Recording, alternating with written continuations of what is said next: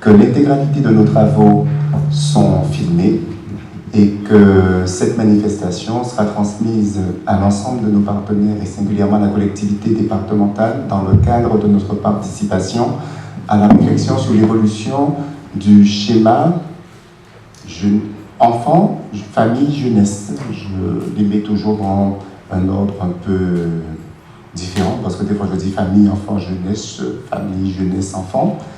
Et c'est vrai que ce sera aussi pour nous l'opportunité au niveau de l'Association guadeloupéenne de sauvegarde de l'enfance à l'adulte de proposer ce support de travail pour des réunions de travail avec l'ensemble des collègues sur les différentes institutions gérées par l'association, ce qui fait que de toute manière nous arriverons à démultiplier les effets leviers que nous aurons pu à partir de ces 2 journées de réflexion posées.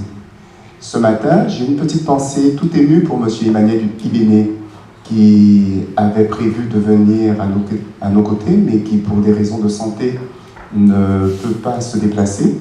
Il m'a envoyé un mail que je n'ai pas encore pu imprimer, mais je ferai le nécessaire pour l'imprimer et pour, ne serait-ce qu'à la fin de la matinée, pouvoir partager avec vous quelques-unes de ses réflexions, puisque bon, il a tenu à apporter sa contribution à ce niveau. Donc, petite pensée. Dans le cadre de ce séminaire, j'explique au niveau du service des clubs et équipes de prévention, la phrase que nous avons retenue pour poser le point de départ de notre réflexion, c'était « parce qu'il reste toujours quelque chose de l'enfance, toujours ». Et le travail que nous essayons de faire, c'est de faire en sorte que ce qui reste soit quelque chose qui marque la joie.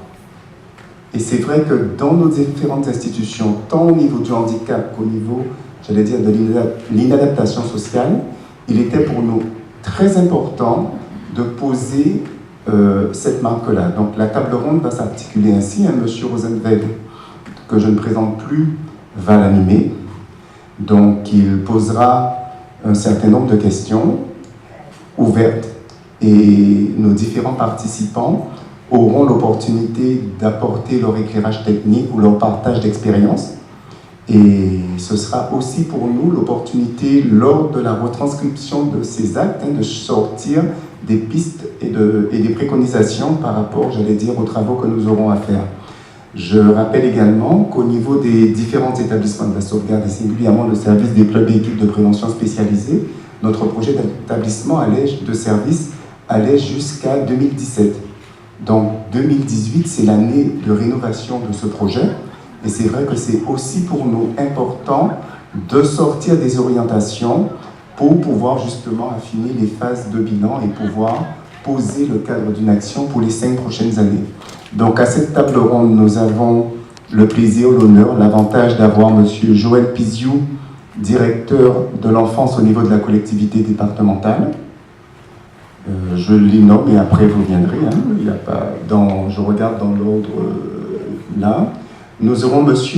Ludovic Lavanne, qui est directeur du CEF, Centre éducatif fermé de Port-Louis, qui est géré par l'association SOS.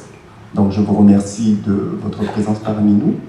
Nous avons Mme Josette Florimont, qui est une ancienne, je dis ancienne, parce qu'elle est partie à la retraite et elle a beaucoup insisté dessus. Et M. Ibéné tenait particulièrement à ce qu'elle nous porte son éclairage. Donc, je vous remercie de vous être déplacé. De la DDPJJ. Il y a des signes un peu particuliers. Et ce matin, M. Ibéné me disait, mais Mme Florimont nous donnera la précision, qu'en Guadeloupe, on a toujours été dans la phase, j'allais dire, une phase active au niveau de la réflexion et que le premier service SAMO datait de 71, je ne sais pas, mais en tout cas, il a tenu à ce que je le rappelais. Nous aurons Madame Fabienne Quirio, donc directrice de la CNAP, donc qui nous apportera également, j'allais dire, son éclairage technique par rapport à ces questions.